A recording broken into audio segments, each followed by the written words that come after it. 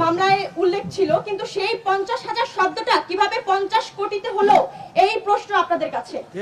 হাজার এবং কোটির মাঝখানে শূন্যের তফাৎ কি আপনারা জানেন না? লজ্জা লজ্জা। সেম আমরা দেখেছি কিভাবে মিডিয়া ট্রায়ালের মাধ্যমে তাহরিমার চরিত্র হরণের করার চেষ্টা করা হয়েছে এবং জুলাই গণঅভ্যুত্থানের কর্মকাণ্ডকে নিয়ে সেটা আমাদের গর্বের বিষয়। আমরা জুলাই গণঅভ্যুত্থানে যেভাবে ভূমিকা রেখেছি, যেভাবে অংশগ্রহণ করেছি এবং যেভাবে দেশ থেকে ফ্যাসিস্টকে বিতাড়িত করেছি, সেটা নিঃসন্দেহে আমাদের এক গর্বমণ্ডিত হচ্ছে ইতিহাস।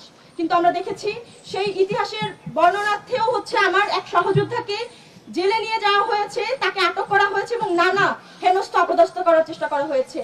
আমরা এহেন কর্মকাণ্ডের তীব্র নিন্দা এবং প্রতিবাদ জানাই।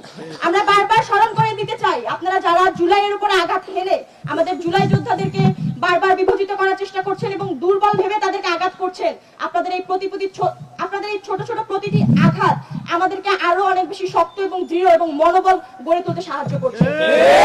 এবং আপনাদের এই আঘাতের ফলেই আমরা বারবার জুলাই যোদ্ধারা দলমত নির্বিশেষে একত্রিত হয়ে আমাদের শক্তিকে আবারও বারবার আপনাদের সামনে জানান দিচ্ছি।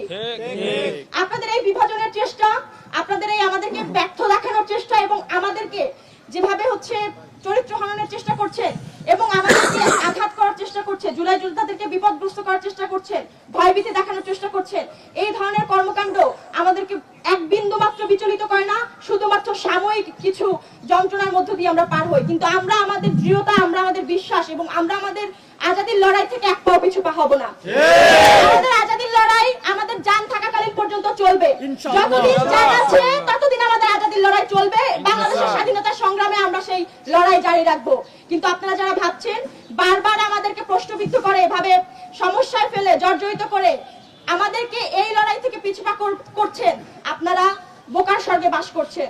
আমরা বারবার বলতে চাই, হাদি ভাইয়ের ভাষায় বলতে চাই, আমরা আজাদির লড়াইকে জারি রেখে আমরা মৃত্যুর তামান্না নিয়েই এই পৃথিবীতে পা রেখেছি।